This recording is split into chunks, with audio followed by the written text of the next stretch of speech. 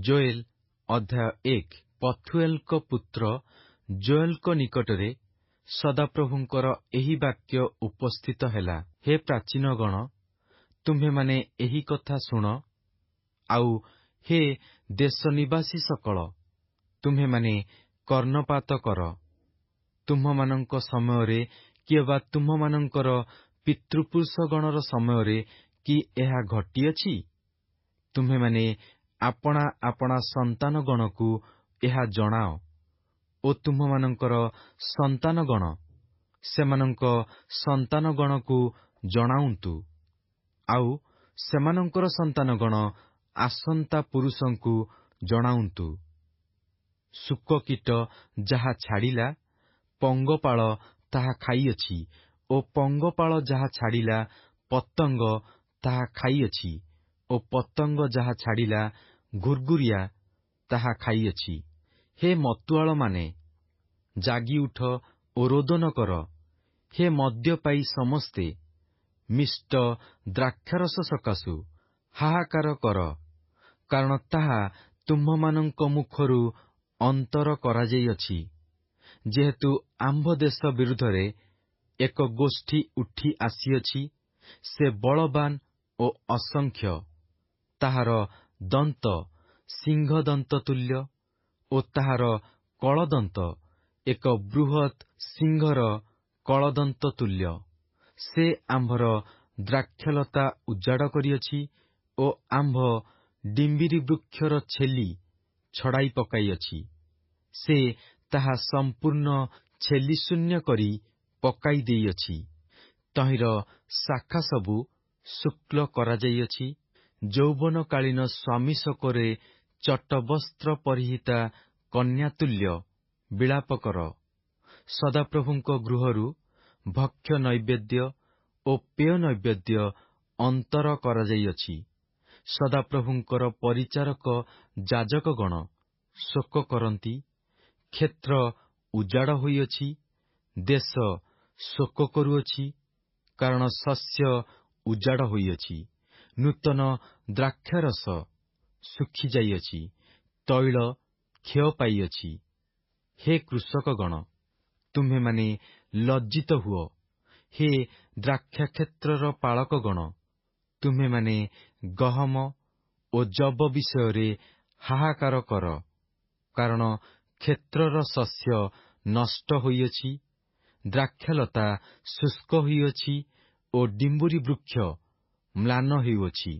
ଡାଳିମ୍ବ ବୃକ୍ଷ ମଧ୍ୟ, ଖର୍ଜୁରୀ ବୃକ୍ଷ ଓ ନାଗରଙ୍ଗ ବୃକ୍ଷ ଆଉ କ୍ଷେତ୍ରସ୍ଥ ଯାବତୀୟ ବୃକ୍ଷ ଶୁଷ୍କ ହୋଇଅଛି, କାରଣ ମନୁଷ୍ୟ ସନ୍ତାନଗଣ ମଧ୍ୟରୁ ଆନନ୍ଦ ଶୁଷ୍କ ହୋଇଯାଇଅଛି।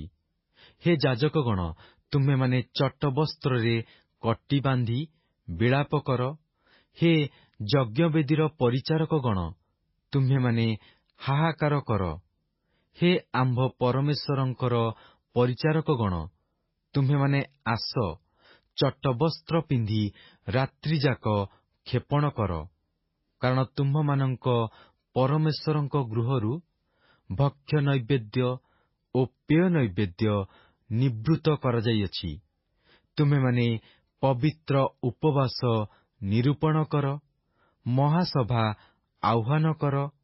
ସଦାପ୍ରଭୁ ତୁମ୍ଭମାନଙ୍କ ପରମେଶ୍ୱରଙ୍କର ଗୃହରେ ପ୍ରାଚୀନଗଣକୁ ଓ ଦେଶ ନିବାସୀ ସମସ୍ତଙ୍କୁ ଏକତ୍ର କରି ସଦାପ୍ରଭୁଙ୍କ ନିକଟରେ ପ୍ରାର୍ଥନା କର। ହାୟ ହାୟ ସେଦିନ! କାରଣ ସଦାପ୍ରଭୁଙ୍କ ଦିନ ସନ୍ନିକଟ।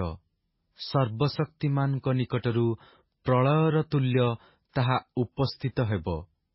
ଆମ୍ଭମାନଙ୍କ ଦୃଷ୍ଟିରୁ ଖାଦ୍ୟ ଓ ଆମ୍ଭମାନଙ୍କ ପରମେଶ୍ୱରଙ୍କ ଗୃହରୁ ଆନନ୍ଦ ଓ ଉଲ୍ଲାସ କି ଅନ୍ତର କରାଯାଇ ନାହିଁ? ବିହନ ସବୁ ଟିଳା ତଳେ ପଚିଯାଉଅଛି, ଗୋଲା ସବୁ ଧ୍ୱଂସିତ, ଶସ୍ୟ ଅମାର ସବୁ ଭଗ୍ନ ହୋଇଅଛି, କାରଣ ଶସ୍ୟ ଶୁଷ୍କ ହୋଇଅଛି। ପଶୁଗଣ କିପରି ଆର୍ତ୍ତସ୍ୱର କରନ୍ତି, ଚରା ନ ଥିବାରୁ ଗୋରୁପଲ ବ୍ୟାକୁଳ ହେଉଅଛନ୍ତି, ମେଷପଲ ନଷ୍ଟ ହେଉଅଛନ୍ତି। ହେ ସଦାପ୍ରଭୁ, ମୁଁ ତୁମ୍ଭ ନିକଟରେ ପ୍ରାର୍ଥନା କରୁଅଛି, କାରଣ ଅଗ୍ନି ପ୍ରାନ୍ତରର ଚରାଣୀ ସ୍ଥାନ ସବୁ ଗ୍ରାସ କରିଅଛି ଓ ଅଗ୍ନିଶିଖା କ୍ଷେତ୍ରର ବୃକ୍ଷ ସବୁ ଦଗ୍ଧ କରିଅଛି। ହଁ, କ୍ଷେତ୍ରସ୍ଥ ପଶୁ ସକଳ ତୁମ୍ଭ ନିକଟରେ ଧକାଉଅଛନ୍ତି, ଯେହେତୁ ଜଳସ୍ରୋତ ସବୁ ଶୁଷ୍କ ହୋଇଅଛି ଓ ଅଗ୍ନି ପ୍ରାନ୍ତରର ଚରାଣୀ ସ୍ଥାନ ସବୁ ଗ୍ରାସ କରିଅଛି। ଯୋଏଲ ଅଧ୍ୟାୟ 2। ତୁମ୍ଭେମାନେ ସିଓନରେ ତୁରୀ ବଜାଅ ଓ ଆମ୍ଭ ପବିତ୍ର ପର୍ବତରେ ଘୋର ନାଦ କର। ଦେଶ ନିବାସୀ ସମସ୍ତେ କମ୍ପମାନ ହେଉନ୍ତୁ, କାରଣ ସଦାପ୍ରଭୁଙ୍କର ଦିନ ଆସୁଅଛି, ସେ ଦିନ ନିକଟ। ତାହା ତିମିର ଓ ଅନ୍ଧକାରମୟ ଦିନ, ତାହା ମେଘାଚ୍ଛନ୍ନ ଓ ନିବିଡ଼ ଅନ୍ଧକାରମୟ ଦିନ। ପର୍ବତଗଣର ଉପରେ ଅରୁଣତୁଲ୍ୟ ତାହା ବ୍ୟାପ୍ତ ହେଉଅଛି। ମହତୀ ଓ ବଳବତୀ ଏକ ଗୋଷ୍ଠୀ, ତତ୍ତୁଲ୍ୟ ଗୋଷ୍ଠୀ କେବେ ହୋଇନାହିଁ, କିଏ ବା ସେମାନଙ୍କ ଉତ୍ତାରେ ଅନେକ ଅନେକ ପୁରୁଷର ବର୍ଷ ପର୍ଯ୍ୟନ୍ତ ହେବ ନାହିଁ। ସେମାନଙ୍କ ଆଗରେ ଅଗ୍ନି ଗ୍ରାସ କରୁଅଛି ଓ ସେମାନଙ୍କ ପଶ୍ଚାତରେ ଅଗ୍ନିଶିଖା ଦଗ୍ଧ କରୁଅଛି।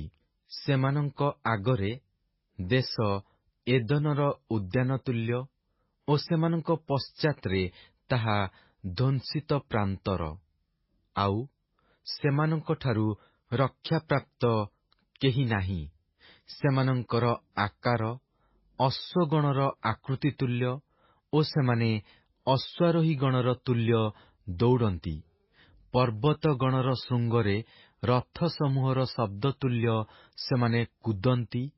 ନଡ଼ାଗ୍ରାସକାରୀ ଅଗ୍ନିର ଶିଖାର ଶବ୍ଦ ତୁଲ୍ୟ ସେମାନେ ଯୁଦ୍ଧାର୍ଥେ ଶ୍ରେଣୀବଦ୍ଧ ବଳବତୀ ଗୋଷ୍ଠୀ ତୁଲ୍ୟ। ସେମାନଙ୍କ ସାକ୍ଷାତରେ ଗୋଷ୍ଠୀଗଣ ଯନ୍ତ୍ରଣାଯୁକ୍ତ, ସମସ୍ତଙ୍କର ମୁଖ ମଳିନ। ସେମାନେ ବୀରଗଣ ତୁଲ୍ୟ ଦୌଡ଼ନ୍ତି। ସେମାନେ ଯୋଦ୍ଧାଗଣ ତୁଲ୍ୟ ପ୍ରାଚୀର ଚଢ଼ନ୍ତି।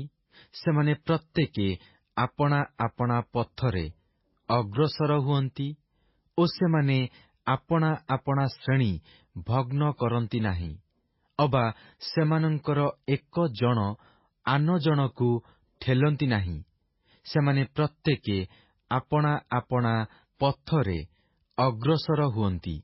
ସେମାନେ ଅସ୍ତ୍ରଶସ୍ତ୍ର ମଧ୍ୟରେ ପେଲି ହୋଇ ପଶନ୍ତି ଓ ଆପଣା ଆପଣା ଯିବାର ପଥ ଛାଡ଼ନ୍ତି ନାହିଁ। ସେମାନେ ନଗର ଉପରେ କୁଦନ୍ତି। ସେମାନେ ପ୍ରାଚୀର ଉପରେ ଦୌଡ଼ନ୍ତି। ସେମାନେ ଗୃହ ଉପରେ ଚଢ଼ନ୍ତି। ସେମାନେ ଚୋର ପରି ଝରକା ବାଟେ ପ୍ରବେଶ କରନ୍ତି। ସେମାନଙ୍କ ସମ୍ମୁଖରେ ପୃଥିବୀ କମ୍ପିତ ହୁଏ, ଆକାଶମଣ୍ଡଳ ଥରଥର ହୁଏ, ସୂର୍ଯ୍ୟ ଓ ଚନ୍ଦ୍ର ଅନ୍ଧକାରମୟ ହୁଏ ଓ ନକ୍ଷତ୍ରଗଣ ଆପଣା ଆପଣା ତେଜ ରହିତ କରନ୍ତି। ପୁଣି ସଦାପ୍ରଭୁ ଆପଣା ସୈନ୍ୟସାମନ୍ତ ସମ୍ମୁଖରେ ଆପଣା ରବ ଉଚ୍ଚାରଣ କରନ୍ତି, କାରଣ ତାହାଙ୍କର ଛାଉଣି ଅତି ବଡ଼। କାରଣ ତାହାଙ୍କର ବାକ୍ୟ ଯେ ସାଧନ କରେ, ସେ ବଳବାନ। କାରଣ ସଦାପ୍ରଭୁଙ୍କର ଦିନ ମହତ୍ ଓ ଅତି ଭୟାନକ, ଆଉ କିଏ ତାହା ସହ୍ୟ କରିପାରେ? ତଥାପି ସଦାପ୍ରଭୁ କହନ୍ତି, ଏବେ ହେଁ ତୁମ୍ଭେମାନେ ଉପବାସ, ରୋଦନ ଓ ବିଳାପ କରି ଆପଣାମାନଙ୍କର ସର୍ବାନ୍ତଃକରଣ ସହିତ ଆମ୍ଭ ନିକଟକୁ ଫେରିଆସ। ପୁଣି ଆପଣା ଆପଣା ବସ୍ତ୍ର ନ ଚିରି ଅନ୍ତଃକରଣ ଚିର ଓ ସଦାପ୍ରଭୁ ଆପଣାମାନଙ୍କର ପରମେଶ୍ୱରଙ୍କ ନିକଟକୁ ଫେରିଆସ। କାରଣ ସେ କୃପାମୟ ଓ ସ୍ନେହଶୀଳ, କ୍ରୋଧରେ ଧୀର ଓ ଦୟାରେ ପରିପୂର୍ଣ୍ଣ, ଆଉ ସେ ଅମଙ୍ଗଳ କରିବା ବିଷୟରେ କ୍ଷାନ୍ତ ହୁଅନ୍ତି। କେଜାଣି ସେ ଫେରି ଦୁଃଖିତ ହେବେ ଓ ଆପଣା ପଶ୍ଚାତ୍ ଆଶୀର୍ବାଦ ଅର୍ଥାତ୍ ସଦାପ୍ରଭୁ ତୁମ୍ଭମାନଙ୍କର ପରମେଶ୍ୱରଙ୍କ ଉଦ୍ଦେଶ୍ୟରେ ଭକ୍ଷ୍ୟ ନୈବେଦ୍ୟ ଓ ପେୟ ନୈବେଦ୍ୟ ରଖିଯିବେ। ସିଓନରେ ତୁରୀ ବଜାଅ ଓ ପବିତ୍ର ଉପବାସ ନିରୂପଣ କର। ମହାସଭା ଆହ୍ୱାନ କର, ଲୋକମାନଙ୍କୁ ଏକତ୍ର କର, ପବିତ୍ର ସମାଜ ନିରୂପଣ କର, ପ୍ରାଚୀନମାନଙ୍କୁ ସଂଗ୍ରହ କର, ବାଳକ ବାଳିକାମାନଙ୍କୁ ଓ ଦୁଗ୍ଧପୋଷ୍ୟ ଶିଶୁମାନଙ୍କୁ ଏକତ୍ର କର। ବର ଆପଣା ଶୟନଗୃହରୁ ଓ କନ୍ୟା ଆପଣା ଅନ୍ତଃପୁରରୁ ବାହାର ହେଉ। ବରଣ୍ଡା ଓ ବେଦୀର ମଧ୍ୟସ୍ଥାନରେ ସଦାପ୍ରଭୁଙ୍କର ପରିଚାରକ ଯାଜକମାନେ ରୋଦନ କରନ୍ତୁ, ଆଉ ସେମାନେ କହନ୍ତୁ, ହେ ସଦାପ୍ରଭୁ, ଆପଣା ଲୋକମାନଙ୍କୁ ଦୟାକର ଓ ଅନ୍ୟ ଦେଶୀୟମାନେ ଯେପରି ସେମାନଙ୍କ ଉପରେ ଶାସନ ନ କରିବେ, ଏଥିପାଇଁ ଆପଣା ଅଧିକାରକୁ ନିନ୍ଦିତ ହେବାକୁ ଦିଅ ନାହିଁ। ସେମାନଙ୍କର ପରମେଶ୍ୱର କାହାନ୍ତି? ଏହା ସେମାନେ ନାନା ଗୋଷ୍ଠୀ ମଧ୍ୟରେ କାହିଁକି କହିବେ? ସେତେବେଳେ ସଦାପ୍ରଭୁ ଆପଣା ଦେଶର ପାଇଁ ଉଦ୍ଯୋଗୀ ହେଲେ ଓ ଆପଣା ଲୋକମାନଙ୍କ ପ୍ରତି ଦୟା କଲେ। ପୁଣି ସଦାପ୍ରଭୁ ଆପଣା ଲୋକମାନଙ୍କୁ ଉତ୍ତର ଦେଇ କହିଲେ, ଦେଖ, ଆମ୍ଭେ ତୁମ୍ଭମାନଙ୍କ ନିକଟକୁ ଶସ୍ୟ, ଦ୍ରାକ୍ଷାରସ ଓ ତୈଳ ପଠାଇଦେବା, ଆଉ ତୁମ୍ଭେମାନେ ତହିଁରେ ତୃପ୍ତ ହେବ। ପୁଣି ଆମ୍ଭେ ଅନ୍ୟ ଦେଶୀୟମାନଙ୍କ ମଧ୍ୟରେ ତୁମ୍ଭମାନଙ୍କୁ ଆଉ ନିନ୍ଦାର ପାତ୍ର କରିବା ନାହିଁ। ମାତ୍ର ଆମ୍ଭେ ତୁମ୍ଭମାନଙ୍କ ନିକଟରୁ ଉତ୍ତର ଦେଶୀୟ ସୈନ୍ୟଦଳକୁ ଦୂର କରିବା, ପୁଣି ସେମାନଙ୍କୁ ଶୁଷ୍କ ଓ ଧ୍ୱଂସିତ ଦେଶକୁ ତଡ଼ିଦେଇ ସେମାନଙ୍କର ଅଗ୍ରଭାଗ ପୂର୍ବ ସମୁଦ୍ର ଆଡ଼େ, ଆଉ ସେମାନଙ୍କର ପଶ୍ଚାତ୍ ଭାଗ ପଶ୍ଚିମ ସମୁଦ୍ର ଆଡ଼େ ତଡ଼ିଦେବା। ତହିଁରେ ସେମାନଙ୍କର ଦୁର୍ଗନ୍ଧ ଉଠିବ ଓ କୁବାସ ନିର୍ଗତ ହେବ, କାରଣ ସେମାନେ ମହତ୍ କର୍ମମାନ କରିଅଛନ୍ତି। ହେ ଦେଶ, ଭୟ କର ନାହିଁ, ଉଲ୍ଲସିତ ହୋଇ ଆନନ୍ଦ କର, କାରଣ ସଦାପ୍ରଭୁ ମହତ୍ କର୍ମମାନ କରିଅଛନ୍ତି। ହେ କ୍ଷେତ୍ରସ୍ଥ ପଶୁଗଣ, ତୁମ୍ଭେମାନେ ଭୟ କର ନାହିଁ, କାରଣ ପ୍ରାନ୍ତରସ୍ଥ ଚରାଣୀ ସ୍ଥାନ ସବୁ ଅଙ୍କୁରିତ ହେଉଅଛି, ବୃକ୍ଷ ଫଳ ଧରୁଅଛି, ଡିମ୍ବୁରି ବୃକ୍ଷ ଓ ଦ୍ରାକ୍ଷାଲତା ଆପଣା ଶକ୍ତି ପ୍ରକାଶ କରୁଅଛି। ଏଥିପାଇଁ ହେ ସିଓନର ସନ୍ତାନଗଣ, ତୁମ୍ଭେମାନେ ଉଲ୍ଲସିତ ହୁଅ ଓ ସଦାପ୍ରଭୁ ତୁମ୍ଭମାନଙ୍କ ପରମେଶ୍ୱରଙ୍କଠାରେ ଆନନ୍ଦ କର, କାରଣ ସେ ତୁମ୍ଭମାନଙ୍କୁ ଯଥା ପରିମାଣରେ ଆଦ୍ୟ ବୃଷ୍ଟି ଦିଅନ୍ତି ଓ ସେ ତୁମ୍ଭମାନଙ୍କ ନିମନ୍ତେ ବୃଷ୍ଟି ବର୍ଷାନ୍ତି, ଆଦ୍ୟ ବୃଷ୍ଟି ଓ ଶେଷ ବୃଷ୍ଟି ପ୍ରଥମ ମାସରେ। ପୁଣି ତୁମ୍ଭମାନଙ୍କର ଖଳା ସବୁ ଗହମରେ ପରିପୂର୍ଣ୍ଣ ହେବ ଓ କୁଣ୍ଡ ସବୁ ଦ୍ରାକ୍ଷାରସ ଓ ତୈଳରେ ଉଛୁଳି ଉଠିବ। ଆଉ ଆମ୍ଭେ ତୁମ୍ଭମାନଙ୍କ ମଧ୍ୟକୁ ଆପଣାର ଯେଉଁ ମହାସୈନ୍ୟଦଳ ଅର୍ଥାତ୍ ପଙ୍ଗପାଳ, ପତଙ୍ଗ, ଘୁର୍ଘୁରିଆ ଓ ଶୁକକୀଟ ପଠାଇଲୁ, ସେମାନେ ଯେଉଁ ବର୍ଷର ଶସ୍ୟାଦି ଖାଇଅଛନ୍ତି, ତାହା ଆମ୍ଭେ ତୁମ୍ଭମାନଙ୍କୁ ଫେରାଇଦେବା। ତହିଁରେ ତୁମ୍ଭେମାନେ ପ୍ରଚୁର ରୂପେ ଭୋଜନ କରି ପରିତୃପ୍ତ ହେବ ଓ ଯେ ତୁମ୍ଭମାନଙ୍କ ପ୍ରତି ଆଶ୍ଚର୍ଯ୍ୟ ବ୍ୟବହାର କରିଅଛନ୍ତି, ତୁମ୍ଭେମାନେ ସେହି ସଦାପ୍ରଭୁ ତୁମ୍ଭମାନଙ୍କ ପରମେଶ୍ୱରଙ୍କ ନାମର ପ୍ରଶଂସା କରିବ ଓ ଆମ୍ଭର ଲୋକମାନେ କଦାପି ଲଜ୍ଜିତ ନୋହିବେ। ତହିଁରେ ଆମ୍ଭେ ଯେ ଇସ୍ରାଏଲର ମଧ୍ୟବର୍ତ୍ତୀ ଅଛୁ ଓ ଆମ୍ଭେ ଯେ ସଦାପ୍ରଭୁ ତୁମ୍ଭମାନଙ୍କର ପରମେଶ୍ୱର ଅଟୁ ଓ ଅନ୍ୟ କେହି ନାହିଁ, ଏହା ତୁମ୍ଭେମାନେ ଜାଣିବ। ପୁଣି ଆମ୍ଭର ଲୋକମାନେ କଦାପି ଲଜ୍ଜିତ ନୋହିବେ। ପୁଣି ତହିଁ ଉତ୍ତାରେ ଆମ୍ଭେ ସମୁଦାୟ ପ୍ରାଣୀ ଉପରେ ଆପଣା ଆତ୍ମା ଢାଳିବା। ତହିଁରେ ତୁମ୍ଭମାନଙ୍କର ପୁତ୍ରଗଣ ଓ କନ୍ୟାଗଣ ଭବିଷ୍ୟତ୍ ବାକ୍ୟ ପ୍ରଚାର କରିବେ।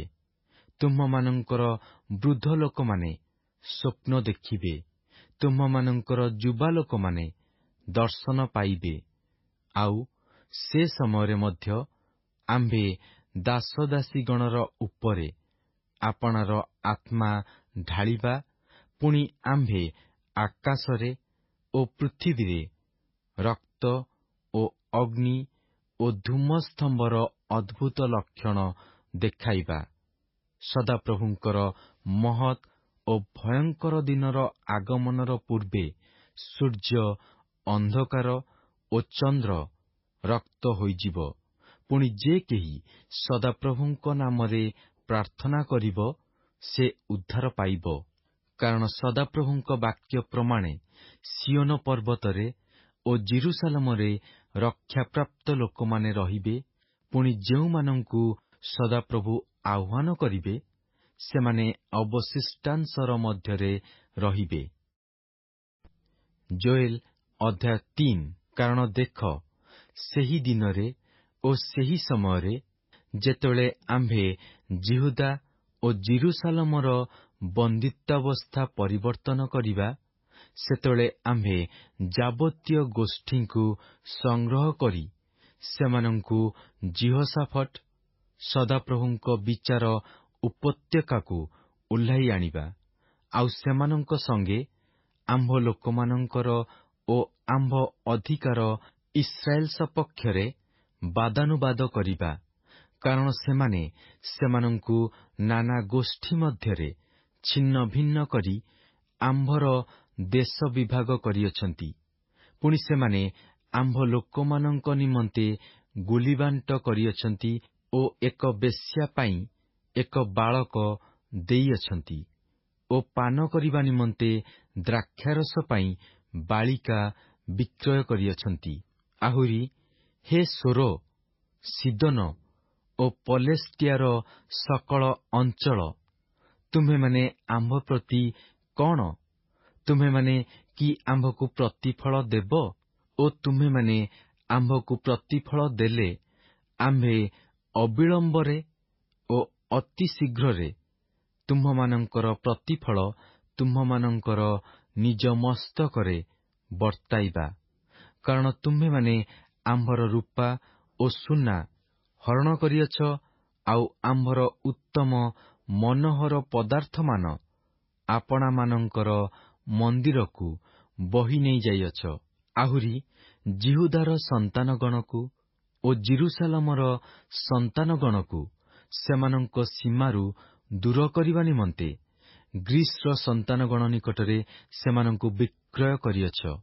ଦେଖ, ତୁମ୍ଭେମାନେ ଯେଉଁ ସ୍ଥାନରେ ସେମାନଙ୍କୁ ବିକ୍ରୟ କରିଅଛ, ଆମ୍ଭେ ସେମାନଙ୍କର ପ୍ରବୃତ୍ତି ଜନ୍ମାଇ ସେହି ସ୍ଥାନରୁ ବାହାର କରିବା ଓ ତୁମ୍ଭମାନଙ୍କର ପ୍ରତିଫଳ ତୁମ୍ଭମାନଙ୍କର ମସ୍ତକରେ ବର୍ତ୍ତାଇବା।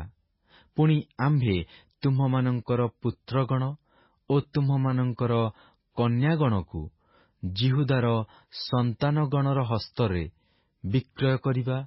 ତହିଁରେ ସେମାନେ ସେମାନଙ୍କୁ ଦୂରଗୋଷ୍ଠୀୟ ସିବାଇୟ ଲୋକମାନଙ୍କ ନିକଟରେ ବିକ୍ରୟ କରିବେ। କାରଣ ସଦାପ୍ରଭୁ ଏହା କହିଅଛନ୍ତି, ତୁମ୍ଭେମାନେ ଗୋଷ୍ଠୀବର୍ଗ ମଧ୍ୟରେ ଏହି କଥା ପ୍ରଚାର କର, ଯୁଦ୍ଧ ଆୟୋଜନ କର, ବୀରମାନଙ୍କର ପ୍ରବୃତ୍ତି ଜନ୍ମାଅ। ଯୋଦ୍ଧା ସମସ୍ତେ ନିକଟକୁ ଆସି ଉପସ୍ଥିତ ହେଉନ୍ତୁ। ତୁମ୍ଭେମାନେ ଆପଣା ଆପଣା ଲଙ୍ଗଳର ଫାଳ ଭାଙ୍ଗି ଖଡ୍ଗ ଗଢ଼ାଅ ଓ ଆପଣା ଆପଣା ଦା ଭାଙ୍ଗି ବର୍ଚ୍ଛା ଗଢ଼। ଦୁର୍ବଳ ଲୋକ କହୁ, ମୁଁ ବଳବାନ। ହେ ଚତୁର୍ଦ୍ଦିଗସ୍ଥ ଗୋଷ୍ଠୀ ସକଳ, ତୁମ୍ଭେମାନେ ଚଞ୍ଚଳ ହୋଇ ଆସ ଓ ଆପଣାମାନଙ୍କୁ ଏକତ୍ର କର। ହେ ସଦାପ୍ରଭୁ, ସେହି ସ୍ଥାନକୁ ତୁମ୍ଭେ ଆପଣା ବୀରଗଣକୁ ଓହ୍ଲାଇ ଆଣ। ଗୋଷ୍ଠୀବର୍ଗ ଉଦ୍ଯୋଗୀ ହୋଇ ଉଠନ୍ତୁ ଓ ଜିହୋଶାଫଟର ଉପତ୍ୟକାକୁ ଆସନ୍ତୁ। କାରଣ ସେ ସ୍ଥାନରେ ଆମ୍ଭେ ଚତୁର୍ଦ୍ଦିଗସ୍ଥ ସକଳ ଗୋଷ୍ଠୀର ବିଚାର କରିବା ପାଇଁ ବସିବା। ତୁମ୍ଭେମାନେ ଦା ଲଗାଅ, କାରଣ ଶସ୍ୟ ପାଚିଅଛି। ତୁମ୍ଭେମାନେ ଆସି ଦଳନ କର, କାରଣ ଦ୍ରାକ୍ଷାଯନ୍ତ୍ର ପୂର୍ଣ୍ଣ ହୋଇଅଛି। କୁଣ୍ଡ ସବୁ ଉଛୁଳି ପଡ଼ୁଅଛି, କାରଣ ସେମାନଙ୍କର ଦୁଷ୍ଟତା ବଡ଼। ଦଣ୍ଡାଜ୍ଞାର ଉପତ୍ୟକାରେ ଲୋକାରଣ୍ୟ। ଲୋକାରଣ୍ୟ, କାରଣ ଦଣ୍ଡାଜ୍ଞାର ଉପତ୍ୟକାରେ ସଦାପ୍ରଭୁଙ୍କର ଦିନ ସନ୍ନିକଟ ହୋଇଅଛି। ସୂର୍ଯ୍ୟ ଓ ଚନ୍ଦ୍ର ଅନ୍ଧକାରମୟ ହୋଇଅଛନ୍ତି ଓ ନକ୍ଷତ୍ରଗଣ ଆପଣା ଆପଣା ତୈଳ ରହିତ କରୁଅଛନ୍ତି। ପୁଣି ସଦାପ୍ରଭୁ ସିଓନରୁ ଗର୍ଜନ କରିବେ ଓ ଜିରୁସାଲମରୁ ଆପଣା ରବ ଶୁଣାଇବେ। ତହିଁରେ ଆକାଶମଣ୍ଡଳ ଓ ପୃଥିବୀ କମ୍ପିତ ହେବେ। ମାତ୍ର ସଦାପ୍ରଭୁ ଆପଣା ଲୋକମାନଙ୍କ ପ୍ରତି ଆଶ୍ରୟ ସ୍ୱରୂପ ହେବେ ଓ ଇସ୍ରାଏଲ ସନ୍ତାନଗଣ ପ୍ରତି ଦୃଢ଼ ଦୁର୍ଗ ସ୍ୱରୂପ ହେବେ।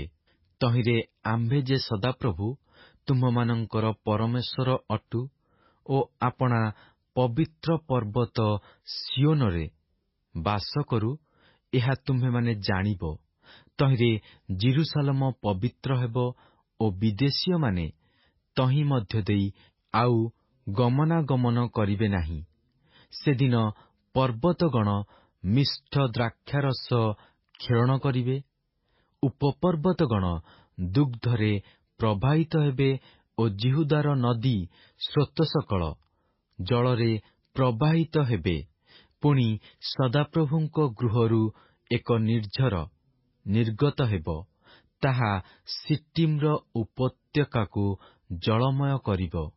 ଜିହୁଦାର ସନ୍ତାନଗଣ ପ୍ରତି କୃତ ଉପଦ୍ରବ ସକାଶୁ ମିଶର ଧ୍ୱଂସସ୍ଥାନ ହେବ ଓ ଇଦୋମ ଧ୍ୱଂସିତ ପ୍ରାନ୍ତର ହେବ। କାରଣ ସେମାନେ ଆପଣାମାନଙ୍କ ଦେଶରେ ନିର୍ଦ୍ଦୋଷର ରକ୍ତପାତ କରିଅଛନ୍ତି। ମାତ୍ର ଜିହୁଦା ଚିରକାଳ ଓ ଜିରୁସାଲମ ପୁରୁଷାନୁକ୍ରମେ ରହିବ। ପୁଣି ଆମ୍ଭେ ସେମାନଙ୍କର ଯେଉଁ ରକ୍ତ ପରିଷ୍କାର କରିନାହୁଁ, ତାହା ପରିଷ୍କାର କରିବା, କାରଣ ସଦାପ୍ରଭୁ ସିଓନରେ ବାସ କରନ୍ତି।